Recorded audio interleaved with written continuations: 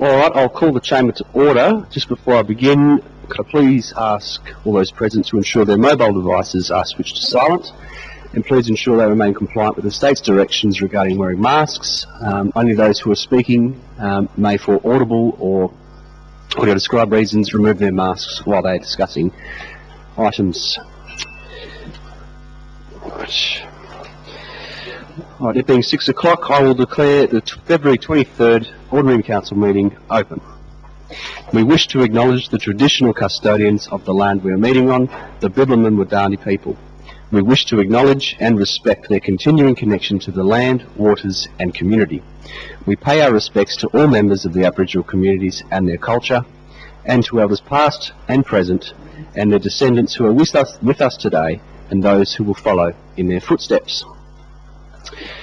Before moving on with the rest of the meeting, I'd like to pause and highlight the Shire's new and updated Acknowledgement to Country. The new acknowledgement has been crafted with the Underlup Association, and more specifically Elders Wayne Webb and Sandra Hill, in consultation with CEO Gordon McMile. The words in the acknowledgement more accurately reflect and pay proper respect to the local language group, the Bibbulmun Wadani people, that have the original connection to the land, waters and culture throughout the district. These are their words, and they have chosen them to be the Shire of Capel's acknowledgement. The Shire has strong initiatives in terms of reconciliation action and a good working relationship with the local Wadani community and their representative elders. Updating our acknowledgement is another important step to the first of many more joint adventures that will be undertaken in the future. I'd also like to add that you'll notice there is a new look and format to the Council agenda. This new format brings a cleaner, more flowing report structure, and for the first time the Ordinary Council meeting agenda includes the Shire of Capel's vision and values. Our vision for the Shire was crafted from the community consultation that occurred in developing our new Strategic Community Plan 2021 to 2031 and adopted by the Council in August 2021. Our values were developed by staff and council alike and endorsed by councillors on how we want to conduct ourselves and be seen in the community and to act according to those standards. The vision and values are included in the agenda to remind us of what we are trying to achieve and how to go about being successful. It is also important for the community to ensure that we are accountable for the vision and to the values. Thank you. All right, record of attendance. We have 6 councillors present tonight. We have 2 apologies from Councillor Clues and Councillor Sciano, and Councillor Towntroy has a previously approved leave of absence. Response to previous public questions taken on notice. There are none. Public question time. We have 6 questions. Mr. Mike Norton from Capel.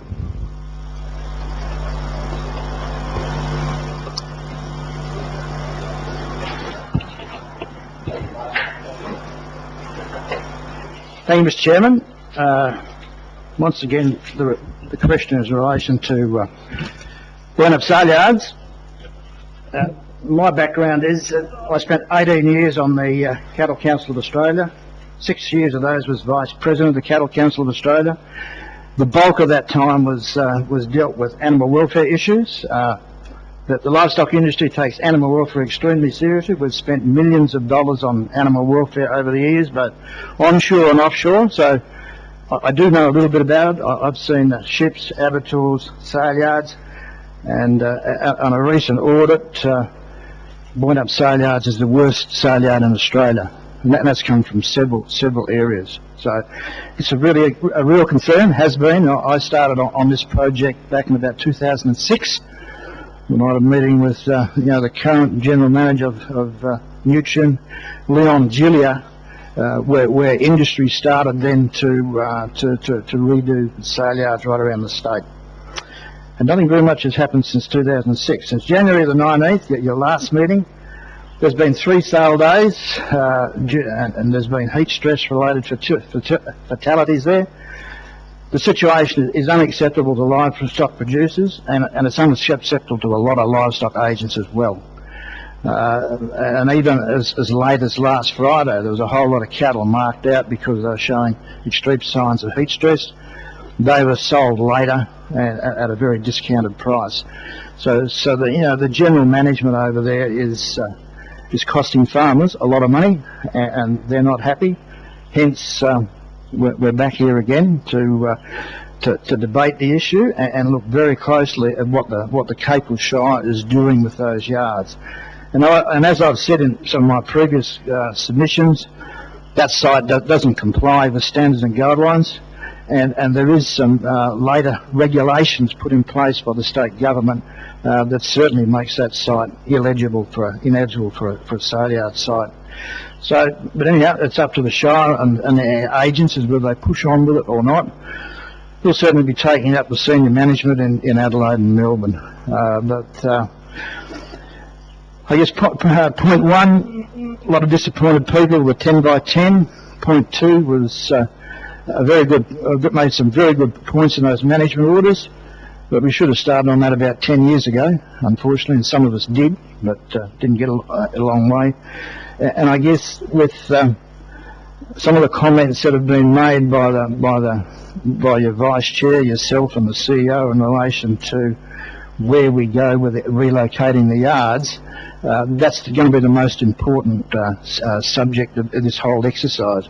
The quicker we can get out there and get into a state-of-the-art relocated sale yard, the better off the Boynup people, sale yard people are going to be, stock agents, the whole lot of us. And I agree, it's not going to be easy, because the money that we had set aside out of Midland, I think the Midland Redevelopment Authority finished up with it, and of course the cash is gone. Politicians don't want to know about it.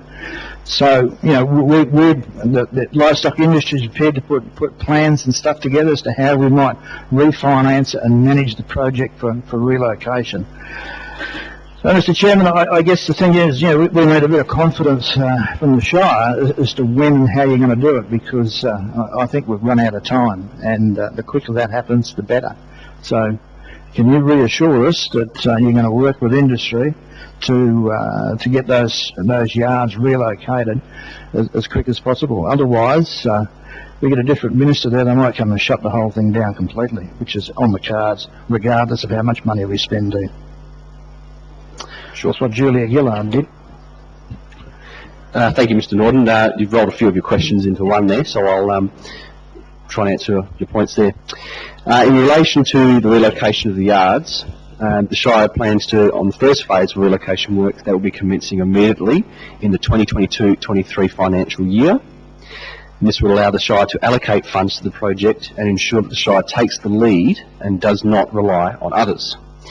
In addition to that, the Shire has already submitted a funding application to the South West Development Commission regarding relocation of the yards, and that will lead to a site identification study which will look at constraints and opportunities. We have been actively working and engaging with the state government and industry about relocating the yards. In relation to the condition of the yards, again, animal welfare is taken very seriously by the Shire of Capel, and it is an integral part of being a well-run and successful cattle industry in the district. It is very important to the Shire of Capel and the region. Animal welfare was one of the high priority discussion points as Council considered the lease extension to Walter, which it endorsed at its meeting of January last month. The conditions are being negotiated between the Shire and Walter at this time, and we'll have more on that when negotiations conclude. Thank you, Mr. Chair. We'll be following those negotiations very carefully, and we'll be working behind the scenes as well, as late as today. I guess second question, while I was digging around researching sale yards and talking to some of my old confederates on the east coast of Australia, because there is no quality assurance program for that particular site. There is no third-party auditing system that we in transport and the feedlotting industry and the abattoir industry have always got to answer to somebody. There's nothing much there. But there is an organisation called the Australian Livestock Marketers Association. It's a national body. The Newshay sale yards, Katanning sale yards and Plantagenet sale yards are members of ALMA. They've got about 100 members across Australia, and they take their sale yards very seriously. But they're all well aware as to what's happening in Boynup.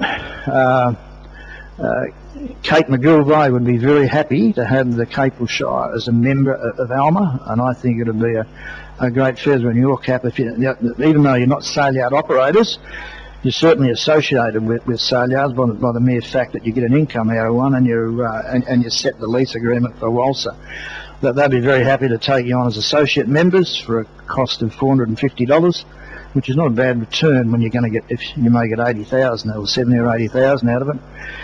And they're working with Meat and Livestock Australia at the moment to put in place quality assurance programs for sale yards. There was a company, but I believe they went into receivership. And they've got a lot of expertise in sale yards right across Australia, which would be very handy for your staff to tap into when you're negotiating the lease agreements with the livestock agents. Traditionally, livestock agents don't become a member of Alma. They tend to do their own thing, a bit like Walser is. So I think it would be a really good opportunity for the Capel Shire to join Alma and access that information and put a bit of credibility behind what you're doing. Thank you, Mr. Norton. The Shire will take your suggestion on notice. We know that the Boynup Sale Yards is currently not a member yard, and we're also unclear as to how Shire's membership would work in that situation, and we would need to consider whether the result may result in a conflict of interest. As we have already mentioned, the Shire is committed to ensuring that any progress moving forward is fully open and consultative, involving all industry stakeholders and representatives. Thank you very much, Councillor. Thank you.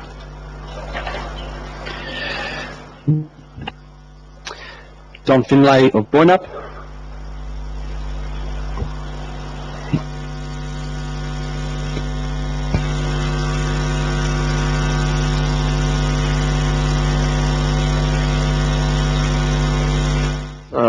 Not sure if all of the present attendance was here on the 19th, because we do have absentees. Mr. Cruz isn't here tonight, but hello to anyone that I didn't speak to last meeting. At that meeting, I kind of was up front and said, who are those two people over there, if you recall that, and one was a recording and one was infrastructure, right? Yes, they are our directors. Yes. I didn't maybe perhaps explain who I was, and I just want to, as Mr. Norton did tonight, a bit of my background. I immigrated to southwest of Western Australia in 2003, mid-January, and I worked in mixed veterinary practice, Donnybrook, Collie, Eaton, Brunswick Junction, and a year term with the Department of Agriculture in 2005.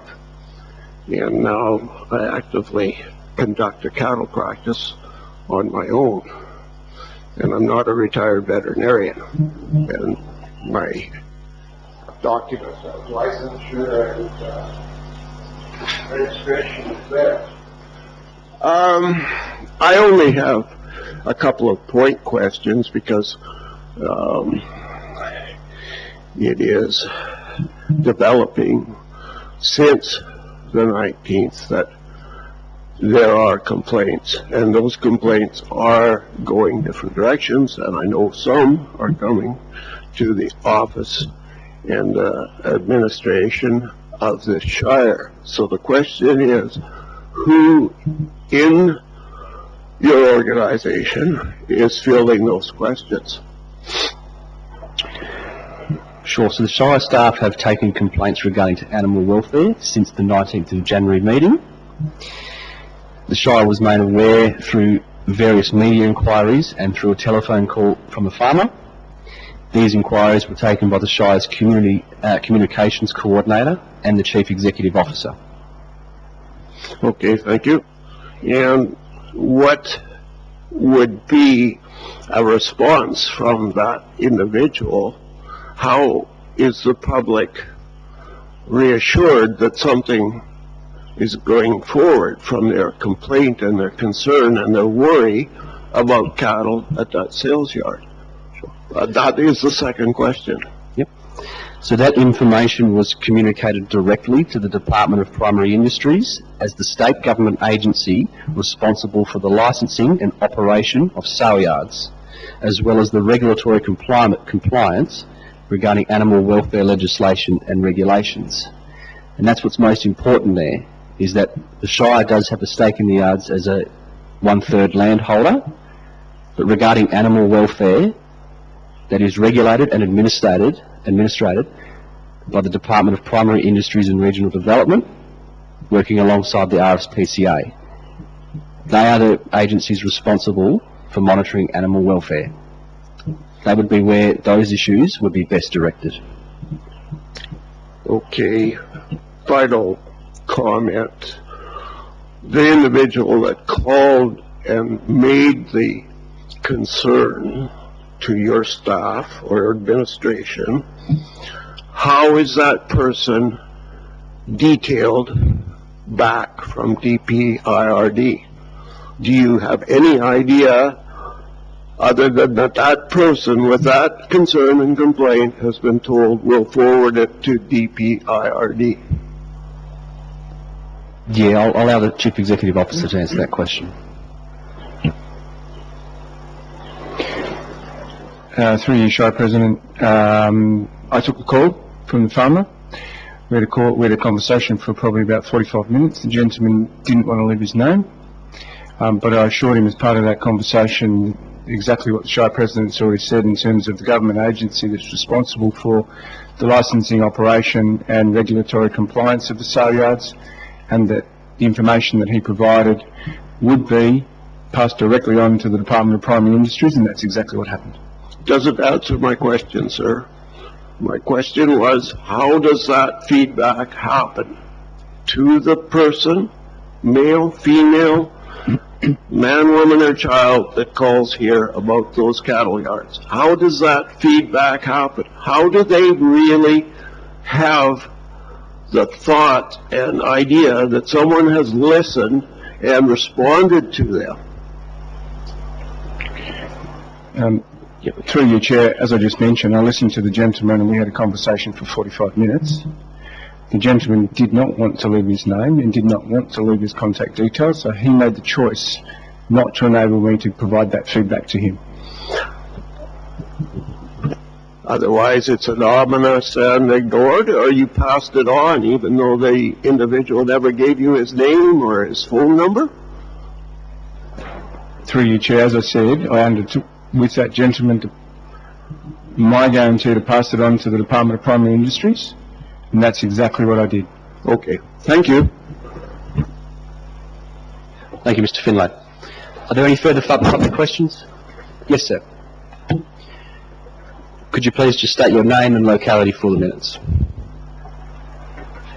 Good evening, councillors. My name is Neil Burke. Sorry, I apologise. From Blythe Brook. I'm the gentleman who rang the CEO. I'm not shy. I've been to Bryona many a times. I refuse to sell my cattle in Bryona, like a lot of other people on hot days, or even any other day when you have a look at the flooring. Cattle slipping over, do the Y bones, they get dragged out the back. Now, I'm speaking not on my own behalf, but on a lot of other cattle producers in the southwest. I rang the CEO and informed him. On February the 4th... Mr. Derrick, this is public question time. Do you have a question? Yes. The department was informed. I'd like to know how much further the Capel Shire is going to go with this, because the department's been informed, the RSPCA has been informed, Animal Rights Australia has been informed, that when I'm going to table this for the council to keep, when you see animals dead in a pen, at 11:30 that day I inspected every pen in that sale yards. Not one of them was laying down, and every pen had cattle in it. At 1:30, Don called me back, and as you have a look through the photos I took, it was that hot, the water system was just stinking hot. Polypipes exposed. Now, I said to Don, pen 133. Here it is. Now, when we were standing there, Nutrien, one of the agents, walked up to the chap with the Bobcat truck. He said, after the sale, can you dispose of that? Now, I'd like all the councillors to have a look through there. And the question I'd like to ask is, the council deferred signing the new lease until the upgrades are carried out, because that lease will not stand unless the work has been done prior to the lease has been signed. It wouldn't be worth the paper it's written on. So I'm very concerned, and a lot of other, and this is going to do a lot of harm to the beef industry if this photo goes on the front of the West Australian. One producer said, ring the Federal Minister for Agriculture, David Littleproud, and make him informed, because the Minister is doing nothing and the Ag Department is doing nothing, and nor is any other organisation. So I'd like to table these photos here to the council for their records, and the councillors to have a look at the setup that's in there. I'll guarantee not one councillor would stand in one of those pens at 42, 41 degree heat and drink hot water out of a trough. Thank you very much. Thank you, Mr. Derrick. Again, with regard to animal welfare, it is a responsibility of the Department of Primary Industries and Regional Development. They are the agency responsible for the administration and regulation of those. The Shire of Capel has received your complaint and has forwarded it on to the department. In regards to lease conditions, we are in active negotiations with WALSA about those conditions, which will form part of a new lease, which will then allow us to enforce those conditions through the operation of their lease. It is a stronger position to enforce those conditions. All right. Are there any further public questions?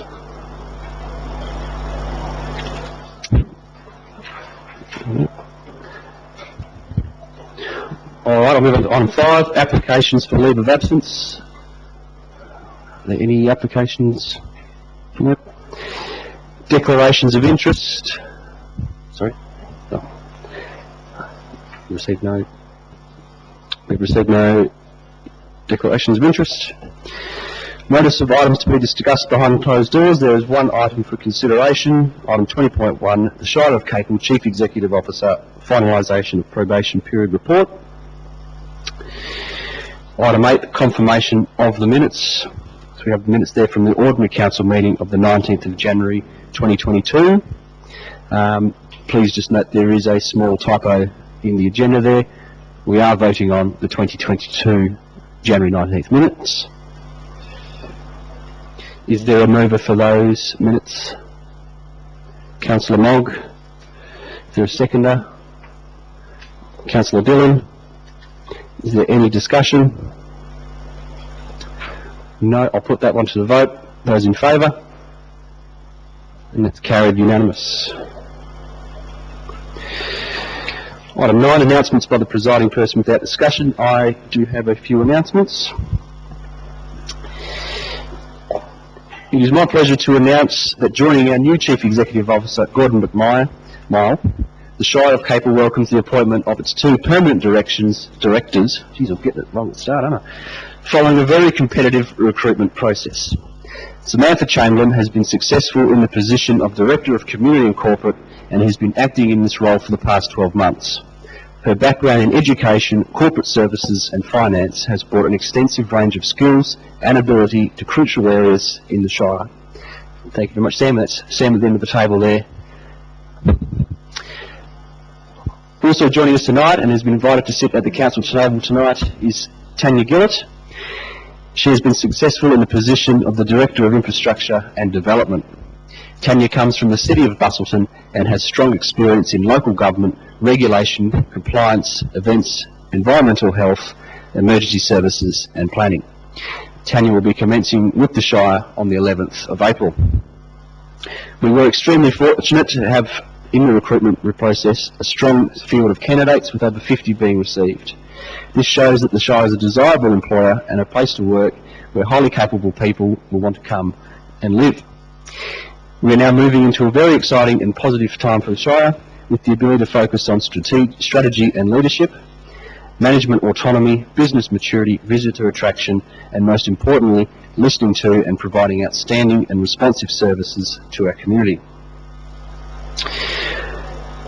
I'm also pleased to announce that the Shire is thrilled about the commencement of construction of the skate park in the Tanya Town Centre. This project has been a big part of the Shire's long-term vision and has been in progress since 2017. However, it has been long since before desired by the community. Tanya has some of the youngest demographic in the Shire of Capel and is a suburb of choice for the younger families. When finished in mid-year, the skate park will encourage active participation for young children and youth and be a fantastic recreation facility and be accessible to families with transport and amenities close by. For those who understand skate lingo, it is a hybrid design with a California flow bowl design and an elongated snake run style bowl. So I'm sure someone understood that. So, all right, that's all I have from me. Petitions, deputations and presentation. I have one presentation from Councillor Mogg, who is making a presentation on behalf of the Boynup Blacksmiths. Councillor Mogg. Thank you, Mr. President. I was honoured to do this on behalf of the blacksmiths in Boynup that are located at the Heritage Trains Park there. It's a book by Malcolm Payne. It's fantastic, and they've asked me to pass it on to put in the Capel Library.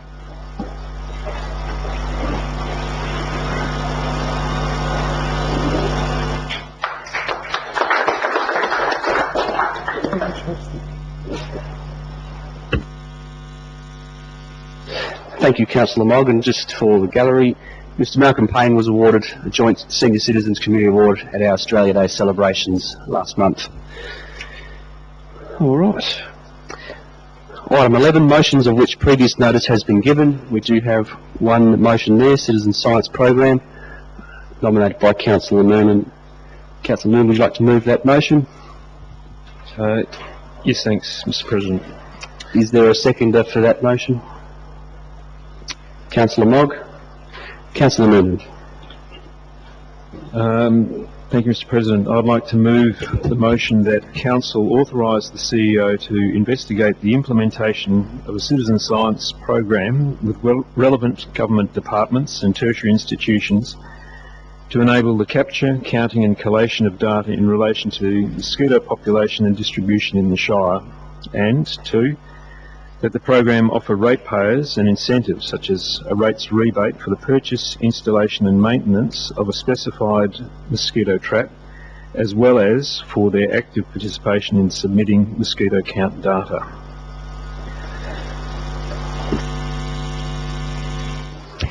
Thank you, Councillor. Councillor Mogg. Thank you, Mr. President. I support this amendment or motion, on Councillor Noonan. Anything that adds extra education, data, statistics and place of ownership for our residents in obtaining information and knowledge is welcomed. Thank you. Thank you. Is there anyone to speak against the motion? Councillor McCreary.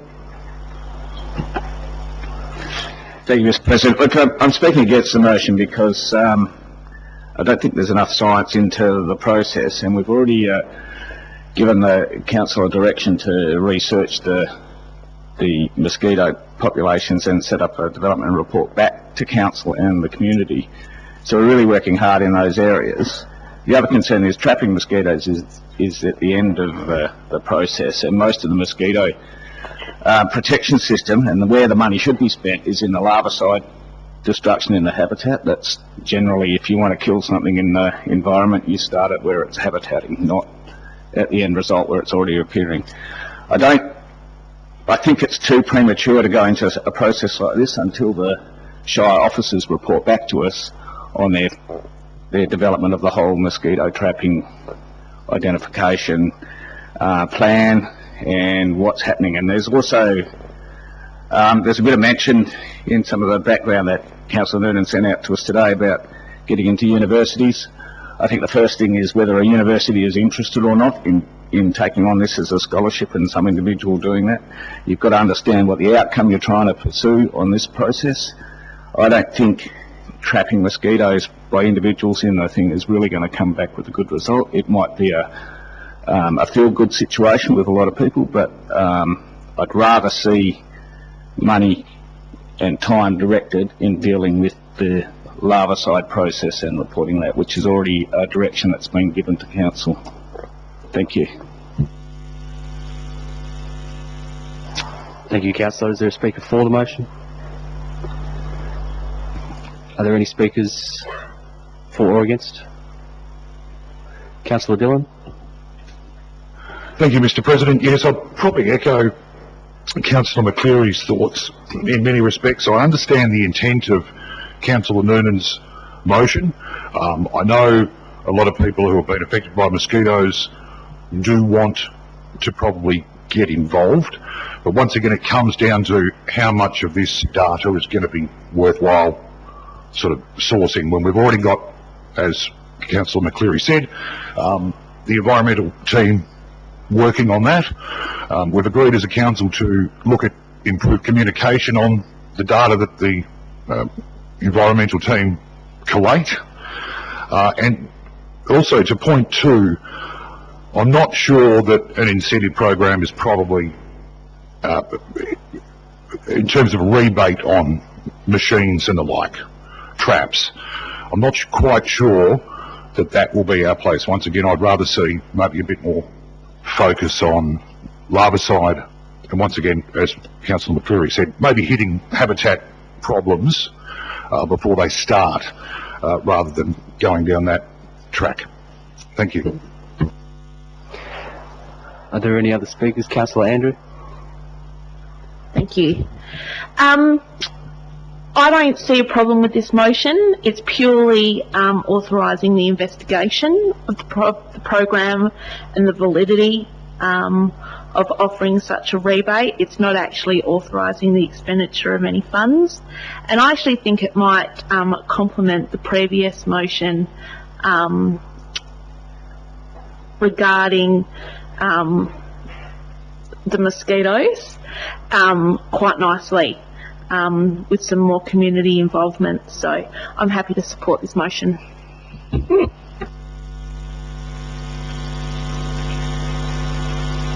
I think everyone's spoken, and then it just leaves me, so I suppose I'll say something then, just so it's the whole table then.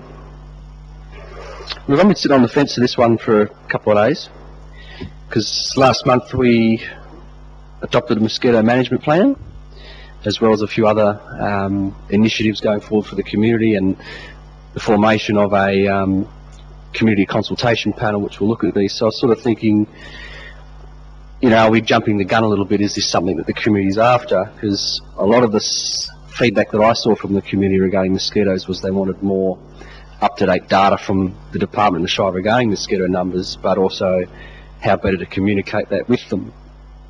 At the same token, this is only an investigation to have a look into whether this program is actually feasible, whether it would achieve the desired outcome, as well as if incentives such as rebates would actually be effective. So look, I'm pretty happy to actually have a look into the program, see what there is. You know, we might actually find something else out about it. So I'm happy to support that. Yeah, and just see what we come up with. So, all right, Councillor. Is there any other speakers? Oh no, you can't. Councillor Noonan, would you like to close debate? Thank you, Mr. President. I'd like to thank all the councillors for their input, and yeah, to echo the sentiments of Councillor Mogg, Andrew and Kitchen.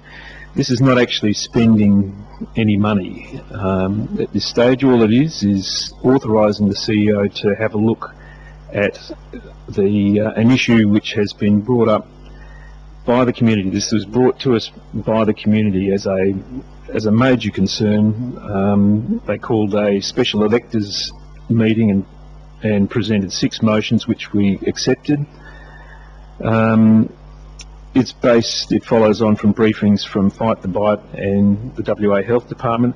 The biggest issue has been communication of what is actually being done. An enormous amount of work is being done by the Health Department and by the CLAG, which is all the local governments involved in or with mosquito breeding problems. But that information, that awareness of what's actually being done, isn't getting out to the community. So this is a proposal to give the CEO the ability to go and investigate, is there a way that we can better communicate what's being done, and also to give people a greater sense that they can be involved, that a sense of ownership, so that they can participate in managing this mosquito problem or investigating it. Now we have bioscientists in Western Australia of international renown, such as Professor Barry Marshall, the Nobel Prize winner. UWA has a very highly regarded microbiology department. Other universities also have entomology departments. There are many PhD students, many master's students who are actively involved in research programs, and it may well just be that there is someone who's looking around for something that they would like to solve. Mosquitoes are the greatest vector for human disease. They're the greatest vector for human diseases. So everything from Zika virus to malaria to dengue fever, Ross River virus, all of those bloodborne diseases, viruses and diseases are a result of the problems with mosquitoes. So I think that any research that could be done to reduce the problem or to reduce the ability for mosquitoes to breed, for the ability for them to pass on any of those diseases, all of those things are worthwhile areas for communities and for councils to get involved in. And I think that this is a great opportunity. It's not simply about saying or giving the community, well, it is certainly about giving the community the sense that something is being done, but this is more than just a feel-good sort of exercise. It should be, and if it's done well, I believe that it could be an important addition to our mosquito management program, and it could be a public relations bonus for the Shire that I think would be worth investigating. And at this stage, that's all we're asking. Let's investigate it. So, thank you. I'd like to commend the motion. Thank you, Councillor, and with that I'll put it to the vote. Those in favour? Those against? That's carried 4-2.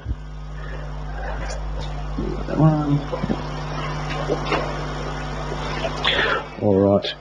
Questions of which previous notice has been given, there are none, and Chief Executive Office reports, there are none.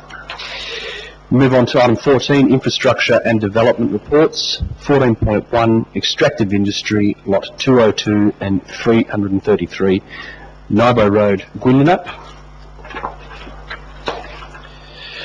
All right, there's an officer's recommendation there. Is there a mover? Councillor McCleary. Is there a seconder? Councillor Dillon. Councillor McCleary. Thank you, Mr. President. I think this one's pretty straightforward. It's good that there's been some input in, I'm pretty sure it was this one that had the Michael Tichborne added some words about the planting of vegetation. Sorry, we're still in the meeting here. Mosquito, they've got to drive us 3 times. Yep. And the specialist says, down out now, you can't reach the way. Thank you. Yep. Apologies, Councillor McCreary. Would you please continue? Thank you, Mr. President. Lost track of things.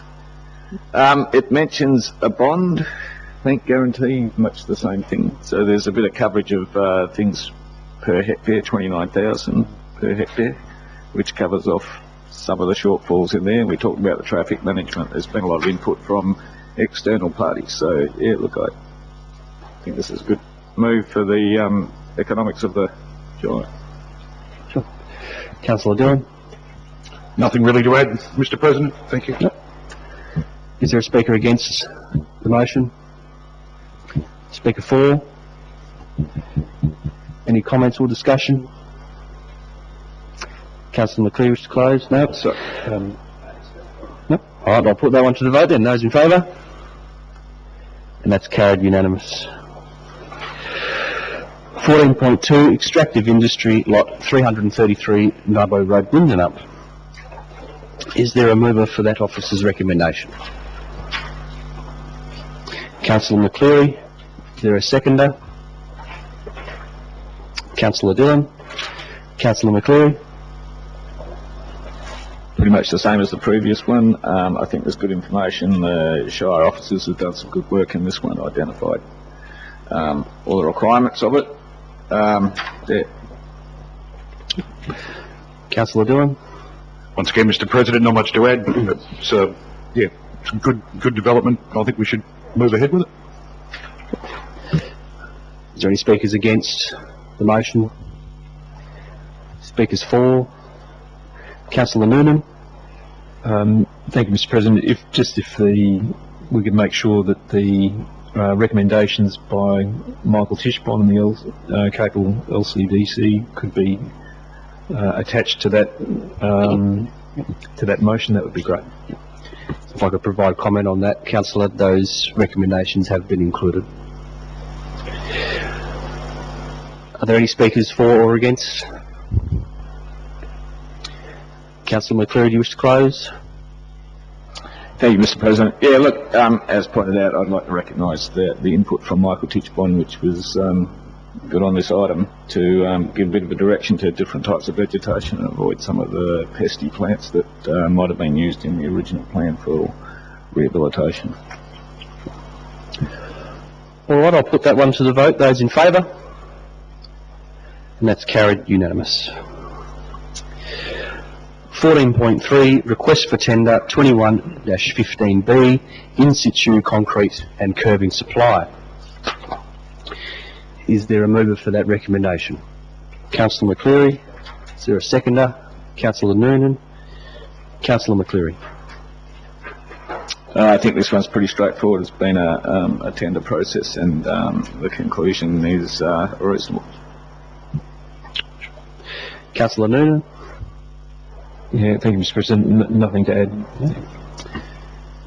Is there a speaker against the motion? Speakers for? Any comments?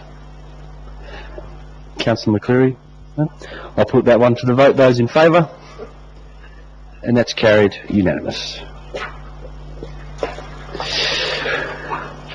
All right, we now move on to section 15, Community and Corporate Reports. 15.1, the 2021 Compliance Audit Return. Sorry? Did that change? That's the audit report, the annual report. All right, sorry about that. Is there a mover for the officer's recommendation? Councillor Andrew. Is there a seconder? Councillor Dillon. Councillor Andrew. Councillor Dillon. As presented, Mr. President. Is there any speakers against the motion? Speakers for? Councillor McCleary. Thank you, Mr. President. I think it's a good reflection of the council, how it's performed over the period, and I notice there's only one no in the whole scheme, which was a pretty small amount. So it's been quite a good report. Thank you. Any other speakers? Councillor Andrew, you wish to close? No? I'll put that one to the vote then. Those in favour? And that's carried unanimous. 15.2, the Shire of Capel 2020-2021 Annual Report. I'd just like to remind councillors and those who are following along that there is an alternative recommendation that has been provided by officers due to a delay in receiving our financials from the Office of the Auditor General. So that alternative recommendation, is there a mover? Councillor McCleary. Is there a seconder? Councillor Mogg. Councillor McCleary. Thank you, Mr. President. It's good that we got this alternative motion, because there was a few things that I had concerns about in the original motion. It's indicated that it is a first draft, so there's a bit more work to go through before it's presented back and presented to the community as a final draft. Yeah, that's about it. Councillor Mogg. Is there any speakers against the motion? Speakers for? Any comments? Councillor McCleary. Thank you, Mr. President. Look, I do know in the report it talked about change in the council, which has happened over the first few years. I think what's encouraging since my time on council, which is probably the longest of anyone, is there's actually a greater number of people putting their hand up to try and get on council, which is a good reflection of the community and what they want to get involved with council. So it could have been written a bit better in some of the words there, but I think it's conveying that there's change there, and we've got a community that's starting to get quite active. Thank you, Councillor. And with that, I'll put it to the vote. Those in favour? It's carried unanimous.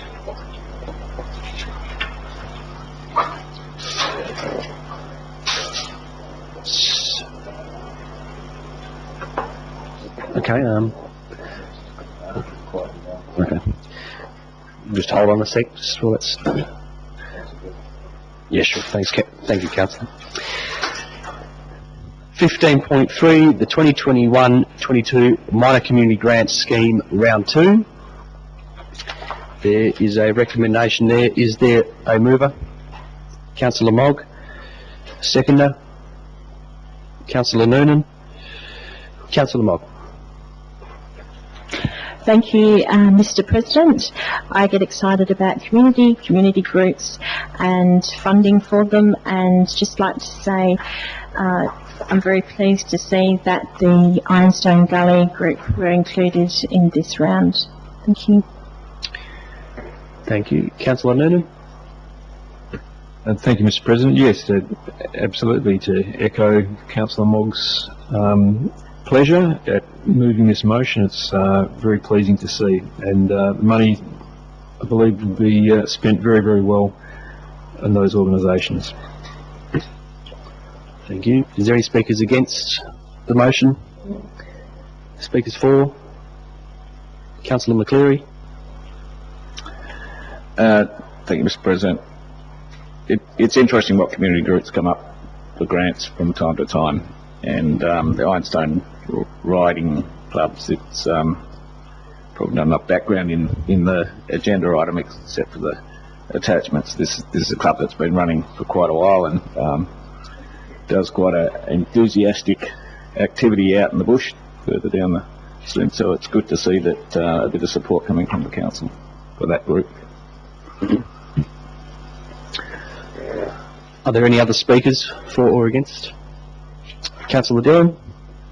Thank you, Mr. President. Yes, I'd just like to elaborate on something that came up at the agenda briefing on Monday, the fact that a lot of the council grants on offer are being taken up. I think we're practically fully subscribed over the last period. So it's good to see our local community groups getting involved, putting submissions in, and good to see council backing them. So I'm glad to see this motion come forward. Thank you. Are there any other speakers? No. Councillor Mogg, would you like to close? Thank you, Mr. President, and thank you for sentiments from other fellow councillors, and just conclude with the motion. Thank you. Thank you. And with that, I will put it to the vote. Those in favour? And that's carried unanimous. 15.4, the accounts paid for the month of January 2022. Is there a mover for that recommendation? Councillor Dillon. Is there a seconder? Councillor Mogg. Councillor Dillon. Just as presented, Mr. President. Thank you.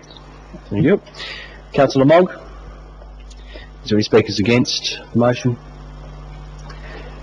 Is there any speakers in general? Councillor McCleary. Yeah, just got one question about the septic tank pump out at the yellow. I had assumed at the sports building that was connected to the sewer. Is that still yet to happen? Okay, thanks. Yep, good. Happy? Yep. Any further speakers? Councillor Dillon, would you like to close? I'll put that one to the vote. Those in favour? And that's carried unanimous. 15.5, the financial statements from 31st of December 2021. Alright, is there a mover for that recommendation? Councillor Mogg. Is there a seconder? Councillor Noonan. Councillor Mogg. Thank you, Mr. President. I'll accept as read. Thank you. Councillor Noonan. Thank you, Mr. President. Happy to present them as read.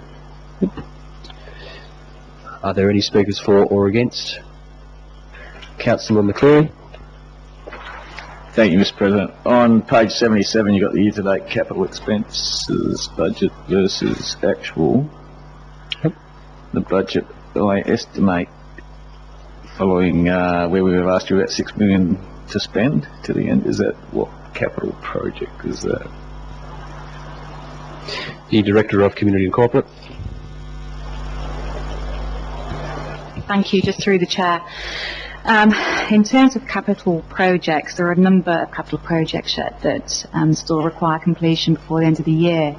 When we share the mid-year budget review with Council, obviously we'll do that through the workshop next week and through the March report, we will identify what those capital projects are at that point. But there are a few, hence obviously why you can see it's below trend. Anything further? Are there any other speakers? Councillor Mogg, would you like to close? No? I'll put that to the vote. Those in favour?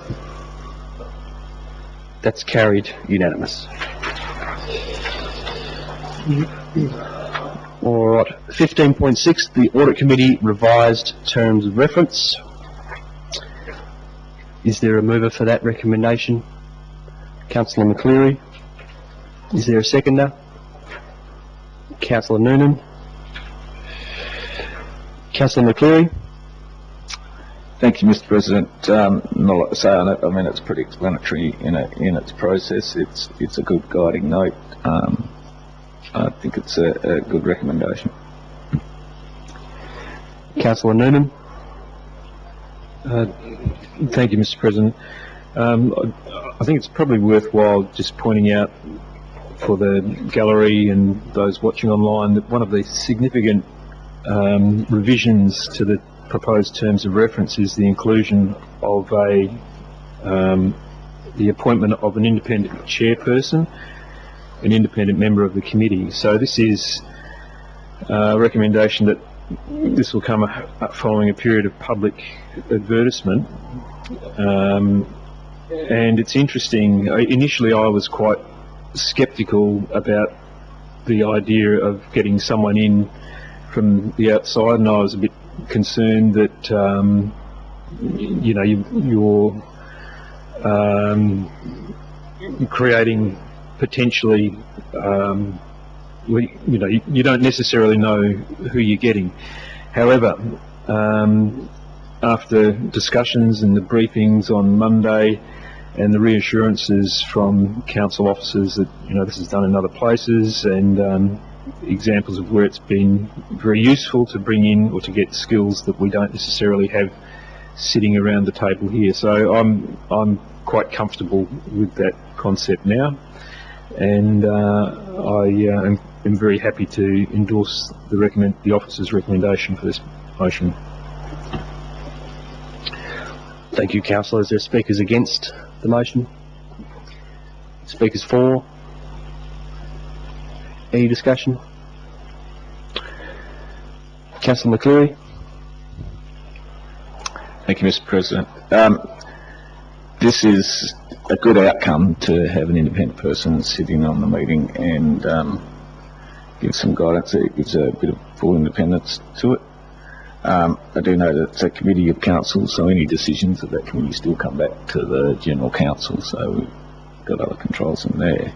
But it is a good outcome to get an independent person looking at the results of council where they don't really have skin in the game like the rest of us, but yeah, good result. All right, I'll put that to the vote. Those in favour? And that's carried unanimous. Item 16, new business of an urgent nature. There is none. Item 17, public question time. Are there any questions from the public gallery?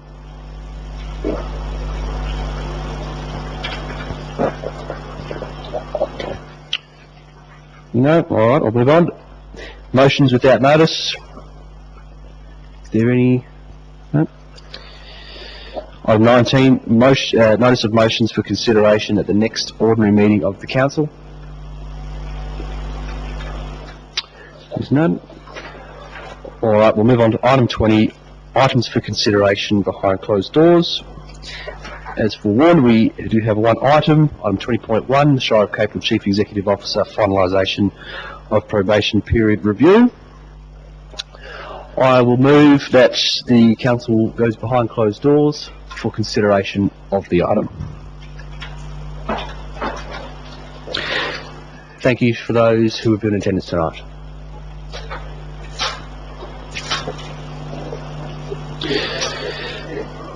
Is there a second for Councillor Dillon? Just wait for Councillor.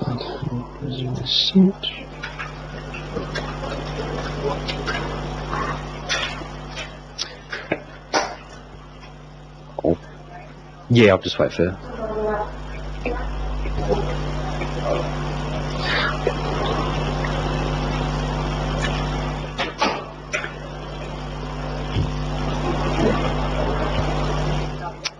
Not till the vote's had, but I'll wait till you resume your seat. All right, I'll put that to the vote. Those in favour? And that's carried unanimous.